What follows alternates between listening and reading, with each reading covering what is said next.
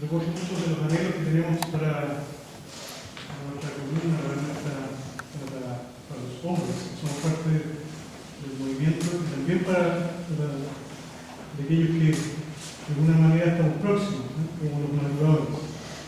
También por esta ambientación que corresponde a esta oración de Mario Guiar y también de Gabriel Mistral, uniendo el tema que vamos a presentar ahora con la oración de Gabriel Mistral, que a mí me causó mucha impresión, realmente una cosa fantástica. Podemos decir que Mario Guiar hizo lo mismo que dice Gabriel Mistral: yo te doy todo lo que a mí me han dado. Todo lo que a mí me han dado yo te lo doy. Y la experiencia de la vida de Mario Guiar es esa: llegar a dar plenamente, como vamos a ver, todo lo que él recibió, entendiendo que llegar a dar es un camino que se hace en la vida, ¿no? Porque uno parte en un estado, en una etapa, y después llega a dar. Yo te doy todo lo que a mí me han dado, pero en ese dar todo lo que a mí me han dado hay un camino, hay un recorrido. Por eso que el tema que hemos elegido para este encuentro es el camino de Mario Guiar, alegría y esperanza para el laico de hoy. El camino, pensando en que Mario Guiar hizo un recorrido, y este camino vamos a ver que es un camino de amor. Es un camino de amor, el camino de amor que hizo con Dios. El camino que Dios quiso hacer con él, el camino que él fue descubriendo en esa relación con Dios. Y en ese descubrimiento, entonces ahí está la profundidad del camino que él hizo. Ese camino que él hizo, y esta es nuestra propuesta, ese camino que él hizo es el mismo camino que Dios quisiera hacer con cada uno de nosotros. Y es por eso la actualidad y la vigencia de este camino que Mario Guiar recorrió. Porque Dios quisiera también recorrer ese camino con nosotros. Ese camino hacia un encuentro profundo con Él, un camino hacia una plenitud, un camino hacia la santidad. Y un camino que es hecho para nosotros que estamos próximos a Schoenstatt, vitalmente próximos, significa darnos cuenta también de cómo Mario Guiar hizo patente, hizo real la pedagogía del Padre Electric, la pedagogía del movimiento. Bien, esa es la alegría y esperanza. La alegría y esperanza proviene del camino que Dios quiere hacer con nosotros, ¿no? La alegría y esperanza está en Dios, en lo que Él quiere hacer con nosotros. Este camino de Mario Guiar lo vamos a ver en tres partes. Una primera parte, cuatro partes. Una primera parte es buscar el querer de Dios para mí.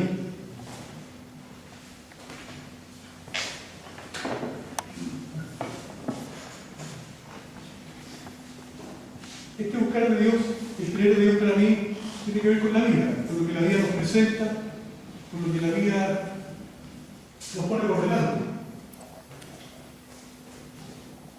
Siempre nos vemos enfrentados a situaciones en las cuales tenemos que optar. Y en la situación normal, todos, probablemente muchas de las decisiones que las tomamos frente a nosotros. A lo más, frente a alguien más, a quien nos hacemos partícipes de la situación en la cual nos encontramos. Pero la realidad familiar, aparte de eso, es que el camino que él hace de buscar el querer de Dios para él es un camino de descubrir en un diálogo lo que Dios quería para él. Tenemos aquí una frase que tiene que ver con su decisión vocacional. Como ya fue presentado hace un instante atrás, Mario Guiar, como muchos de nosotros, se enamoró. Y esa situación, para él, fue una experiencia gozosa y dolorosa también, porque tuvo que experimentar el rechazo. Y un rechazo en dos oportunidades. La segunda de ellas definitiva. Él estaba terminando su estudio como ingeniero y como todos, él proyectaba su vida en construir una familia, en realizarse a través de la familia, de esposa, de hijos, en fin. Pero la vida le estaba mostrando otra cosa. Él experimenta el dolor. Él dice ahí, ¿por qué madrecita me dejé ilusionar tanto al respecto y al dolor que eso significó? El futuro cada día lo veo más incierto, más oscuro. Él experimenta la incertidumbre, experimenta la oscuridad, pero no lo experimenta solo, sino que lo experimenta frente a Dios, lo experimenta frente a la mano. Y le dice, lo veo todo tan oscuro, no sé qué viene más adelante. Esa situación, él ve ahí la manifestación de Dios, algo está queriendo decir.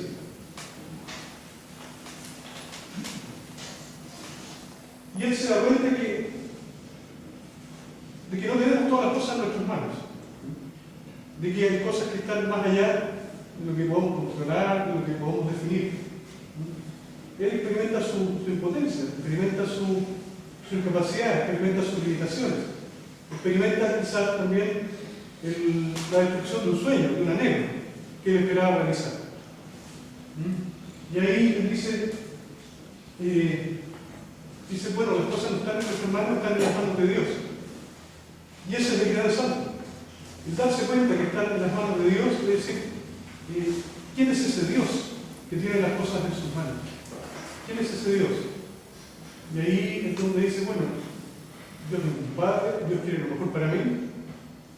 Yo podría pensar, podría creer que dado que están en las manos de Dios, puedo estar perfectamente tranquilo.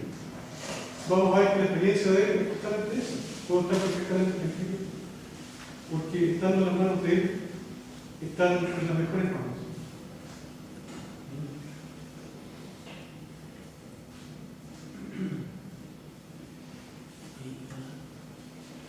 Hay una letra roja.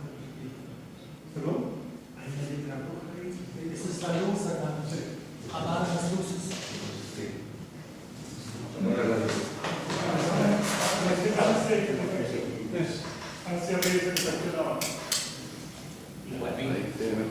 Dice muchísimo. Igual.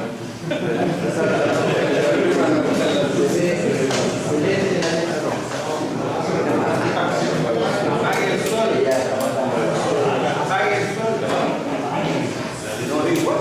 No. Está bien. Se ve mucho mejor. Se ve mejor. Ahora sí, mañana por lo menos le está con eso ahí. Él también, mirándose al interior, se da cuenta que de la capacidad de amar que tiene y de la necesidad de amar que tiene. Y entonces, ¿dónde encuentro la vida? La vida para esa capacidad, para esa necesidad de amar. Y ahí es donde ocurre lo interesante. Solo en ti y en tu Hijo encuentro y encontraré satisfacción. O sea, él, de esa confusión, de ese darse cuenta que por un camino no voy a encontrar lo que él esperaba, se le abre la puerta. La puerta para él.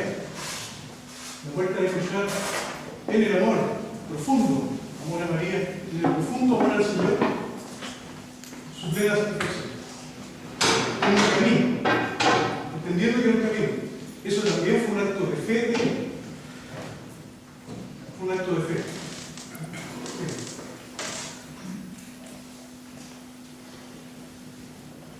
Y ese acto de fe se da en un contexto. Y ese contexto de encontrar ese camino, él lo encuentra en la comunidad de los hermanos de María.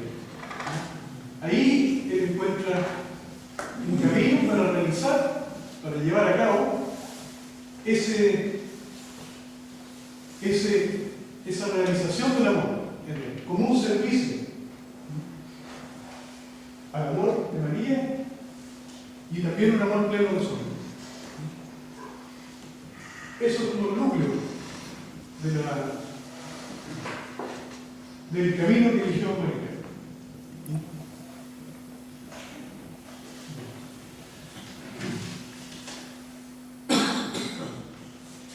Ese es un primer aspecto de lo que era buscar el querer de Dios para mí. Nosotros también podemos poner en la propia situación nuestra, en las distintas situaciones que la vida nos pone. ¿Cómo es que tomamos la decisión de qué camino tomar? ¿En qué ocasiones realmente la hacemos pensando y buscando lo que quiere Dios para mí? Quizás normalmente esas decisiones o esas situaciones las hacemos solamente frente a nosotros y no las hacemos proyectadas respecto a nosotros. ¿Ya? No las hacemos proyectadas respecto a nosotros. Quizás siempre estamos mirando, poniéndonos nosotros al centro. Mario hace una cosa distinta, pone a Dios. ¿Qué es lo que tú quieres para mí? ¿Qué es lo que tú quieres para mí? ¿Cómo yo puedo servir? Quiero servirte a ti, quiero servir a otros. Esa es la esencia. Es la esencia también, es la esencia de nuestra fe. Buscar el querer de Dios para mí me lleva a ponerme en las manos de Él y me lleva también fecundamente a darme a otros. Eso es el resultado. Aquí vemos otra situación, y esta ya tiene que ver con su vida profesional. ¿Cómo él entonces se encuentra en una situación de definir, luego de haber llevado a cabo su titulación como ingeniero, de haber entrado a trabajar en el Golfo durante algunos años? Después él va a hacer su noviciado a Brasil, la comunidad de los hermanos de María. Cuando él regresa de ese viaje, a fines de los años 50, entonces él, por supuesto, su vocación también de trabajador, él va a trabajar como ingeniero y se ve ante la disyuntiva de elegir entre trabajar en la Golfo o trabajar en la Universidad Católica. Él toma la decisión de trabajar en la Universidad Católica. Y eso es considerado como un salto mortal. Un salto mortal en el sentido de lo exterior y un salto mortal también en el sentido de lo interior. Porque ambas alternativas tenían muchas diferencias desde el punto de vista económico, desde el punto de vista del prestigio profesional y desde el punto de vista también de aquellas pequeñas comodidades que la vida nos da. Pero él también tenía una fuerte vocación de enseñar. Y esa fuerte vocación de enseñar tiene que ver con lo que él podía realizar en la universidad. Pero también tiene que ver con su entrega a su comunidad de hermanos de María. Porque él veía que en la universidad podía realizar una labor más fecunda para el movimiento y también para su comunidad. La decisión de María, poco de nuevo aquí se presenta lo mismo, es una decisión que tiene que ver con la generosidad, tiene que ver con la felicidad que él quiere hacer, tiene que ver con el darse a otros. Vean también cómo nosotros muchas veces, cuando tenemos que tomar decisiones que tienen que ver con nuestro ámbito laboral, también están estos elementos. Y también nosotros nos podemos preguntar frente a Dios, ¿qué es lo que Dios quiere para mí? ¿Cuál es el querer de Dios para mí? Mario en ese sentido nos da el ejemplo de cuáles son los elementos que tenemos que mirar. Y no mirarnos, sino mirar tú, mirar al otro. Mirar qué es lo que Dios quiere para mí, mirar de qué manera quiere que Dios, que yo me dé a otro.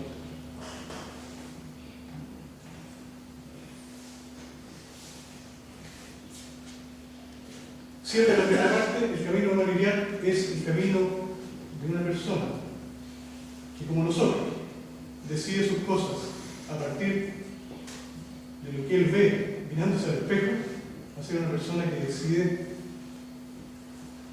a partir de lo que Dios quiere y a partir de lo que Dios quiere de él para los demás.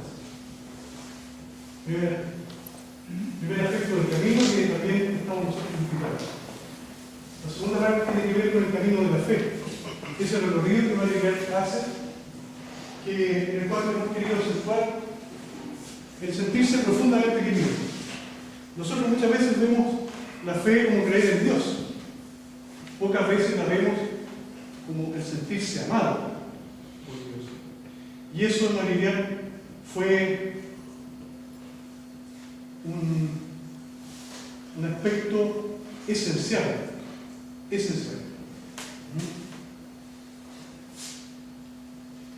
María hizo un camino de fe. Él estudió con hermanos maristas, Melanoso Silla, ahí recibió toda la formalidad de la fe católica, ¿cierto? Educado. Hay varios aquí que somos de los hermanos maristas, Melanoso Silla.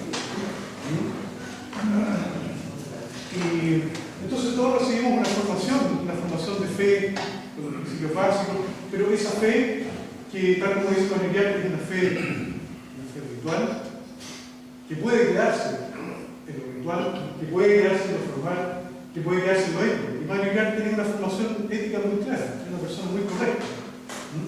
Pero es posible, como él dice acá, ya hace unos 4 o 5 años estoy comenzando a recorrer este último camino, que tiene que ver con lo sobrenatural, con la realidad de lo sobrenatural, más allá de lo formal, más allá de lo ritual, incluso más allá de lo convencional, es decir, de un actuar según convenciones.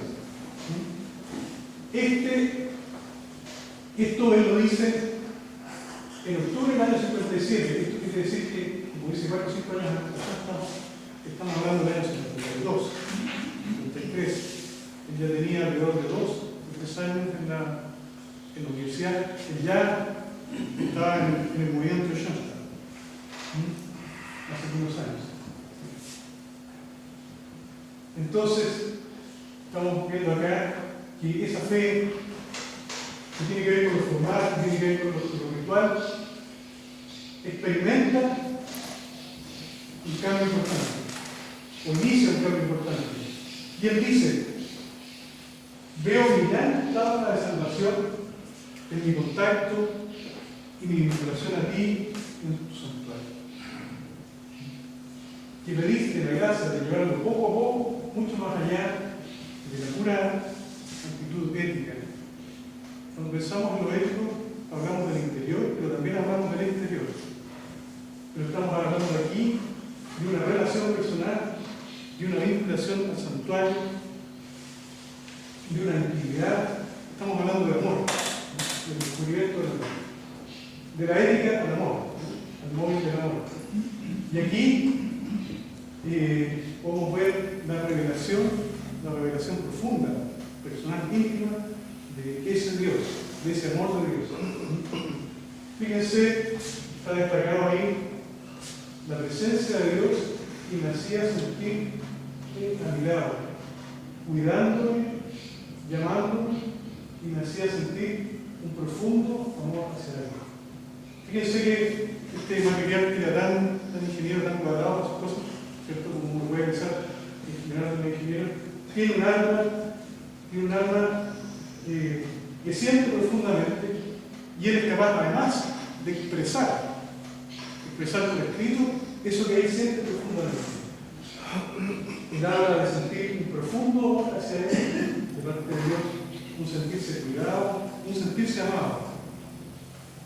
En esta fe que hablamos al comienzo, de una fe ritual, de una fe formal, que quizás muchos hemos sido educados en esa fe. Podemos preguntarnos también en qué etapa estamos nosotros de ese camino, de esa fe en la cual yo me siento en primer lugar amado, en primer lugar cuidado, y a partir de eso entonces yo continúo hacia adelante. Esta experiencia de sentirse amado María está radicada en Santa Madera, allá en el Valle del Este, como ya vimos muy bien presentado en la oración inicial. También en las relaciones con el santuario. El santuario de Bellavista también es un lugar donde él se siente también, siente esa unión con todos los amados.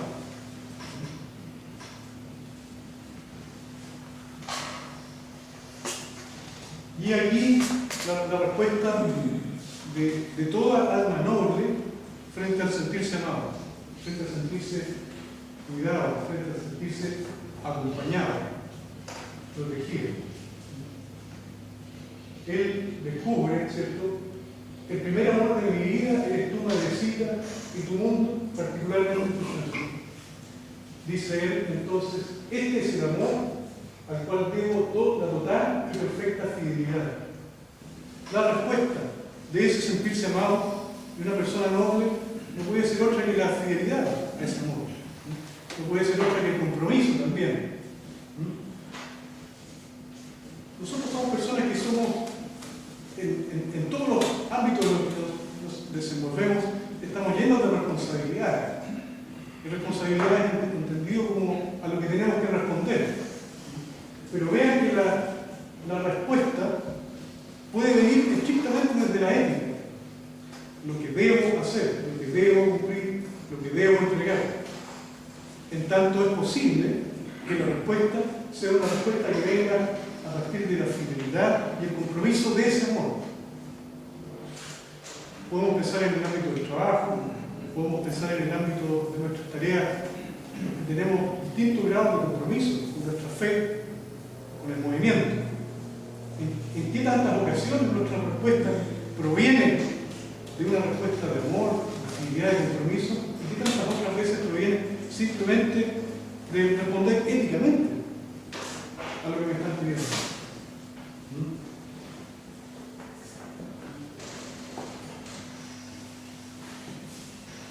La transformación. Veamos el aspecto, entonces, hemos visto también el tema de la fe, una fe ritual o una fe que tiene que ver, a la cual que es por amor y que yo respondo con fidelidad y compromiso.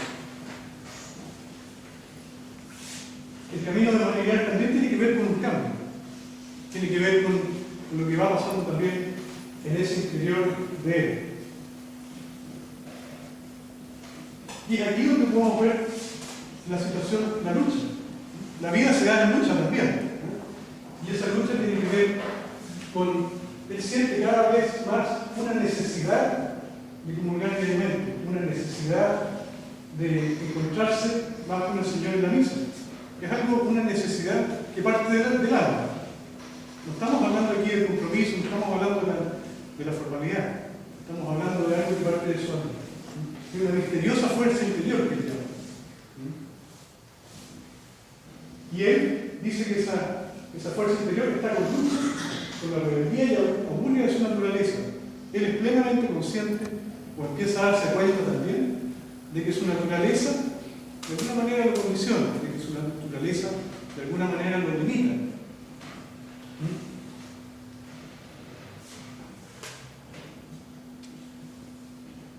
También en el ámbito del trabajo también se da cuenta de que en su naturaleza también hay cosas que es posible responder frente a las situaciones de la vida con una actitud. Él se da cuenta de que en ciertas circunstancias la respuesta tiene que ver mucho con lo que quizás nos pasa, o nos ha pasado a nosotros. Hay poco trabajo en la oficina, bueno, relajemos tráfico, relajemos. Y cuando sueltan la mano, cuando no hay una autoridad que nos esté imponiéndonos algo fuertemente, entonces ¿cuál es nuestra actitud? La actitud es que nosotros elegimos hacer. ¿Cuál es nuestra actitud? Sí, muchas veces la actitud es llegar más tarde, por ejemplo, hacer otras cosas. Él dice que esta situación no puede continuar. La respuesta interior tiene que ver, bueno, ¿qué hago yo con esto? ¿Qué hago yo con esta realidad? ¿Cómo la enfrento? ¿Cuál es la actitud que yo decido tomar?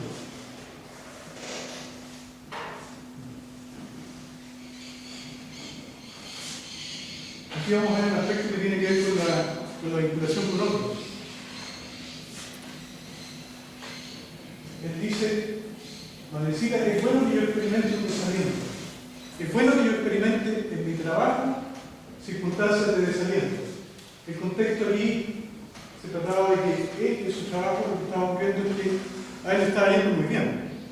Él estaba siendo muy halagado por el trabajo que estaba haciendo en la universidad. Sin embargo, experimenta periodos de desaliento. Entonces dice, hay algo subconsciente que le hace una cercanía a la voluntad que nos lleva a una secreta sensación de macanudez. Eso me está pasando a mí. Eso de macanudez es algo muy nuestro, muy chileno, hablar de la justicia macanuda, ¿no? Entonces ahí lo que pasa es que esa sensación de macanudez, ¿cuántas veces nos pasa en nuestro trabajo experimentar ese desaliento y experimentar también la macanudez? Nosotros nos podemos preguntar, ¿para quién estoy trabajando? Quizás muchas veces la respuesta, estoy trabajando para mí. Porque yo quiero destacar, porque yo quiero tener una buena carrera, porque yo quiero tener éxito.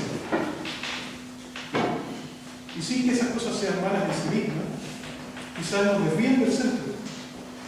Y él plantea ese desaliento como una oportunidad de volver a ponerse en el centro. ¿Quién es el centro aquí en mi quehacer de trabajo? ¿El centro soy yo? ¿O el centro es dar un servicio a los demás a partir de lo que Dios quiere para mí? Ese es el quiebre que él hace en ese trabajo.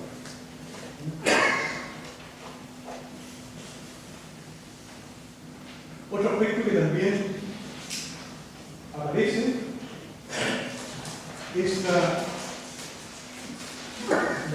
el sentirse superior,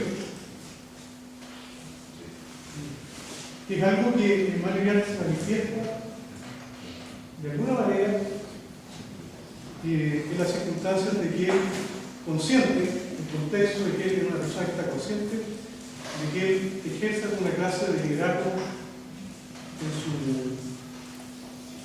su comunidad, en su grupo de Schoenstatt, de que en el movimiento él tiene una posición relativamente destacada, de que en su trabajo le va muy bien, y eso hace que él se vaya sintiendo como una persona importante, como una persona con prestigio. De alguna manera, esa sensación de superioridad él la hace, la expresa en su diario y lo comparte con el Señor, lo comparte con la Virgen. Y el ponerse frente a ellos se da cuenta, como nos podemos dar cuenta cualquiera. Es decir, no soy casi nada. No soy casi nada. Somos pequeños, somos siervos inútiles. Como él en algún momento dice, somos siervos inútiles, que hacemos lo que tenía que hacer. Eso ahí lo hace de alguna manera aterrizar esa tentación, llamémoslo así, de sentirse superior, de estar por encima de los demás.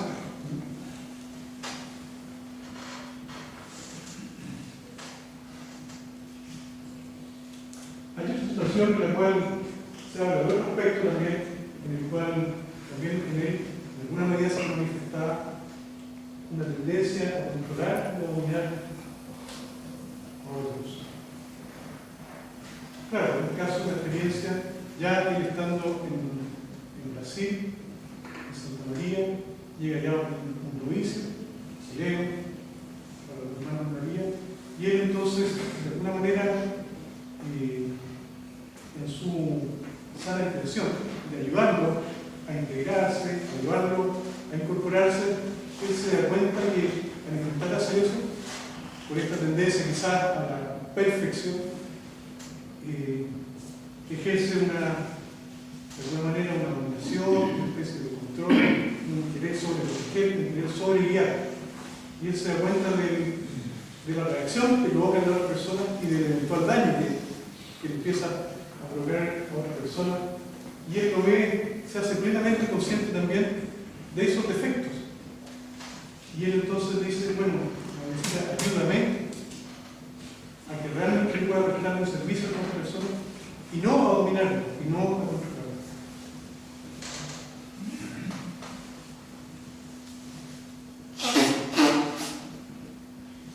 Aquí hay otro aspecto, en lo cual también tiene que ver con ya en la relación con su comunidad, hermanos de María en Brasil, Era una comunidad donde todos los hermanos que estaban ahí eran alemanes, y cuando tenían la posibilidad de compartir, ¿cierto?, en las horas de almuerzo, entonces, bueno, hablaban en alemán, y él no hablaba, o le costaba.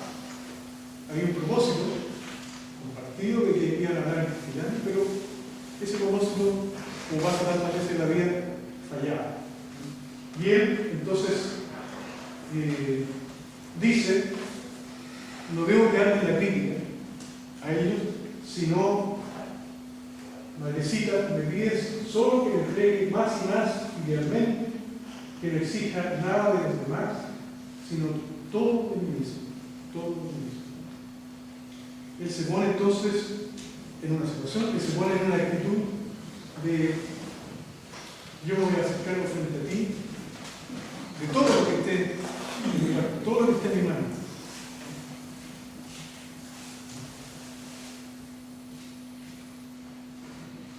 Con esto estamos cerrando una etapa de la transformación de Mariano, que tiene que ver con el ser capaz de mirarse a sí mismo, de mirarse de una manera autocrítica, de mirarse en sus limitaciones, en sus incapacidades, pero también con una misericordia frente a sí mismo, que es la misericordia que tiene que ver con la mirada de Dios, que ve claramente nuestras limitaciones, pero también en esas limitaciones Él es capaz de ver la gracia de poder enviar.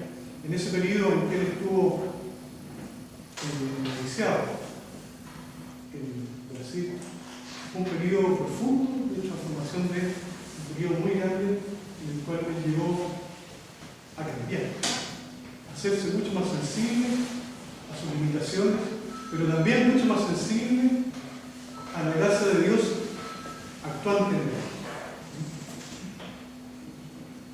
Otro aspecto también muy significativo de diría yo, de la formación de hermano Irián dentro de su comunidad de grupo universitario, y también de los hermanos de la vida, y también del principio general, es el principio de la construcción de un mundo nuevo, el hombre nuevo, la nueva comunidad. Él era tremendamente consciente de esa realidad, y esa realidad era una realidad compartida con quienes formaban parte del movimiento en ese periodo.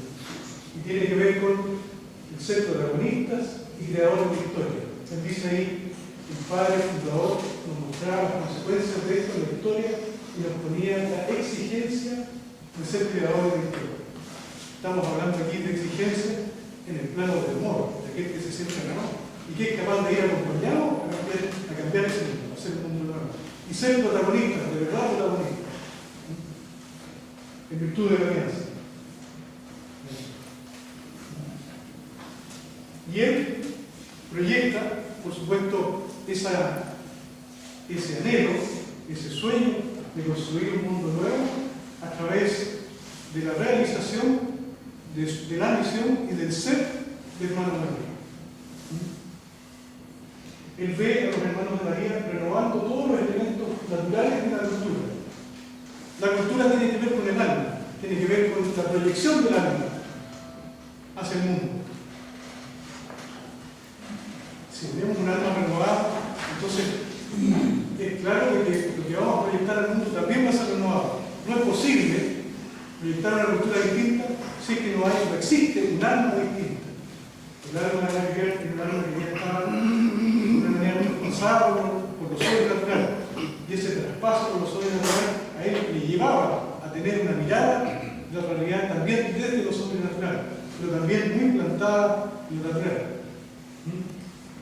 Entonces, en su trabajo, en su relación con las personas, él lo proyecta de una manera natural, pero también sobrenatural.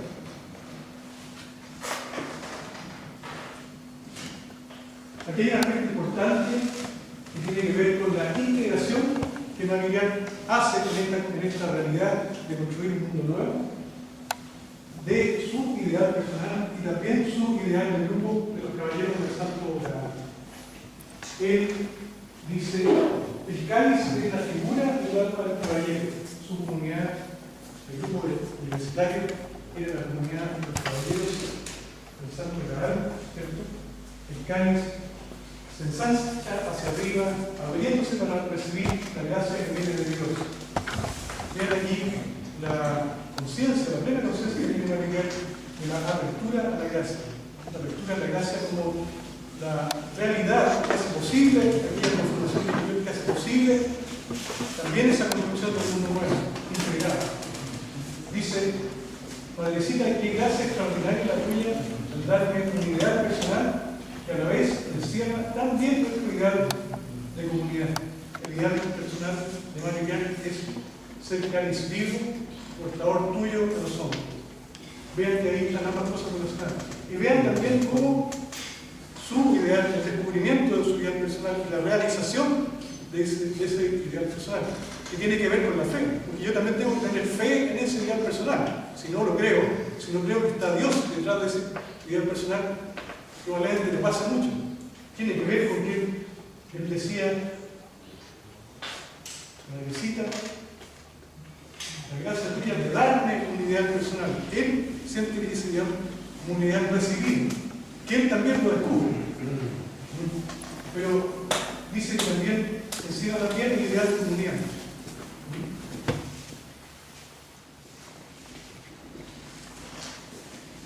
Quizás muchos hemos tenido el conocimiento de la vida de la Miguel como una vida de dolor, una vida como un camino de mucha cruz.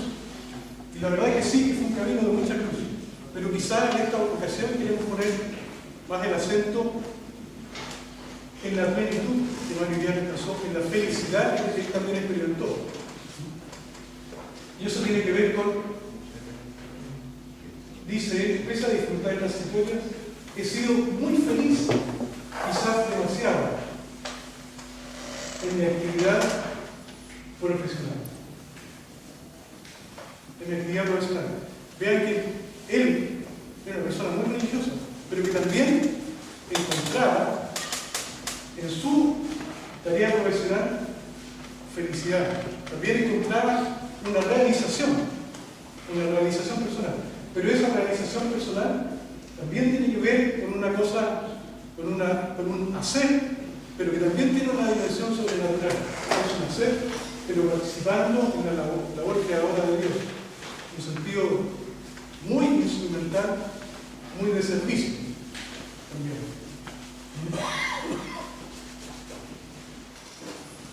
Otro aspecto de esa plenitud en el trabajo tiene que ver con lo exterior, con lo que yo realizo, pero también tiene que ver con lo interior, es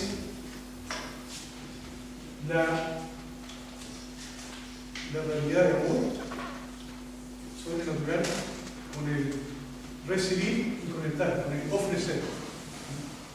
Dice Madrecita, si todo esto, todo lo que hago, es hecho o aceptado o soportado con una intención de ofrecimiento a ti, sirve también para tu capital de gracia.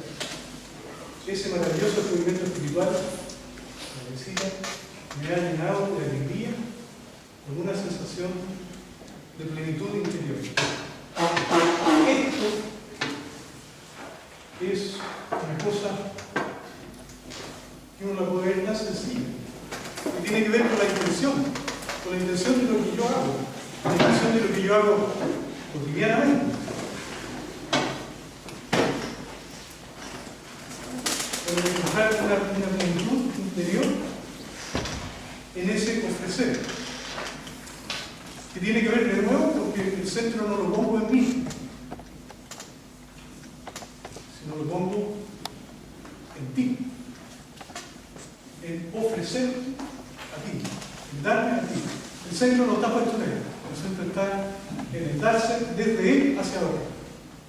En ese darse hay una realización personal, hay una dinámica de realización personal y hay una dinámica de plenitud. En el darse está la plenitud. No en mirarme yo, sino en mirar en el dar. Y en ese darme entonces está la gracia y también está la plenitud. Eso es lo que María nos muestra en esa construcción del mundo nuevo, donde a él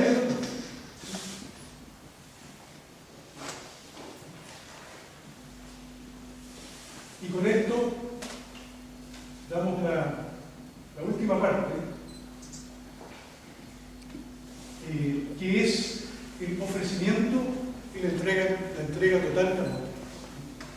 Este camino entonces que Mario Iriart hace desde sus distintas realidades, los distintos ámbitos, llega a su plenitud en la realización de su ideal personal y en la plenitud del darse. El Padre Eterno quiso que se derramara la sangre redentora en mi cáliz.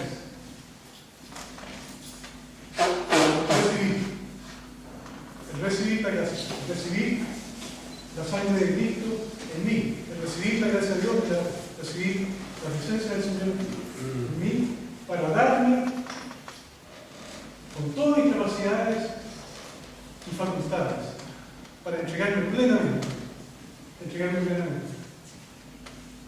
La transformación interior tiene que ver con hacer estar limpio, puro y sin asperezas. Vemos ahí cómo la ideal personal él alcanza la profundidad en ese ideal personal tan potente, tan movilizador de todas sus fuerzas, que le lleva a ver una realidad profunda. Y la realización también de la alianza de amor en ese caminar. Si tú me has dado todo en Schoenstatt, yo quiero por Schoenstatt darte absolutamente todo lo que entregarme plenamente a ti, al Señor.